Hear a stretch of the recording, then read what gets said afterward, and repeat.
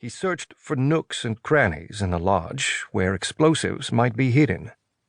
The FBI had no descriptions to go on, no photographs, only that the assassin was in his late 50s. Unfortunately, that meant Alex was surrounded by potential suspects mingling within the party. The lodge was one giant room with floor-to-ceiling windows facing one of the resort's mountains. The other 3 walls were decorated to resemble a log cabin, a luxury multi-million-dollar one.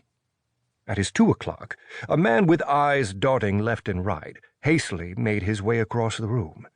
Under 5'10", the man was average in height and looks. Early 30s, he would have blended in if his right hand hadn't been clenched in a tight fist. Either the man planned to punch someone, or he was carrying the flash drive.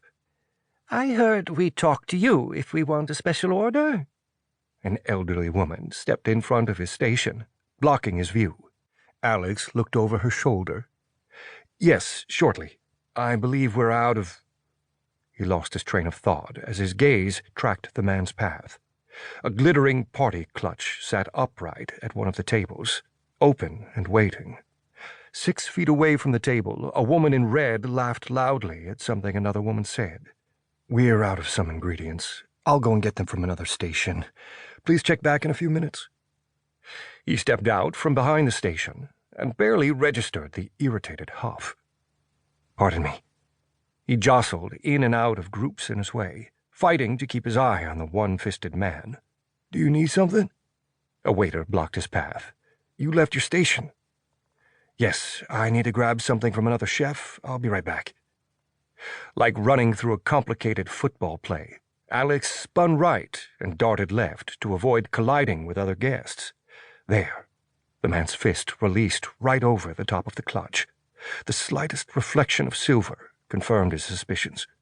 Alex reached into his white chef's jacket and grabbed the flash drive he'd prepared. Except the woman in red was starting to turn around, no doubt to retrieve the clutch now that the handoff had been made. Alex had to stall her. He slipped his left foot out, and a man tripped over him, diving headfirst into a group of 4. The exclamations drew attention, and just as he'd hoped, the woman in red watched, her brow furrowed. Alex darted behind her, made a one-handed switch, and continued to the chef's station closest to her table. "I need salt at my station," he said. "Then get it from the kitchen. I need mine." The chef scowled before beaming at an approaching guest. Alex didn't mind at all. Mission accomplished. The woman turned back to her purse and, seeing the flash drive Alex had placed there, closed the clutch and smiled.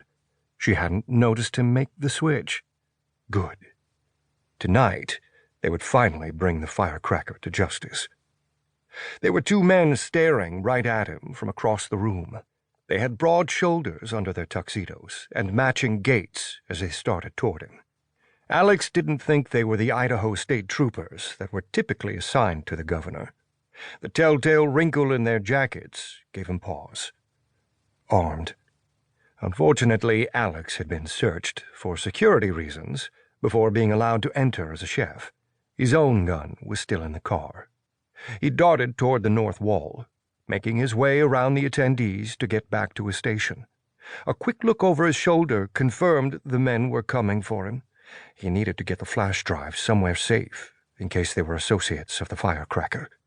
A woman with caramel hair down to her shoulders, dressed in a shimmering silver gown and strappy heels he'd never imagined she'd be caught dead in, stepped into the light. Violet Sharp, his partner's widow. Rick Sharp had been killed by the firecracker 2 years ago. Violet's face blanched at the sight of him, but she didn't raise a hand or an arm in greeting. Thankfully, she knew better. Violet had never been the type to attend ritzy political fundraisers, but grief changed people. He'd also never seen her without her canine search and rescue dog by her side. She blinked rapidly and broke the unspoken connection, turning away to offer a tight smile to a tall, athletic-looking man who embraced her and gave her a little too friendly kiss to the cheek. Alex had hesitated too long. The 2 men had almost reached him. He continued his path toward Violet and bumped into her shoulder. "Hey,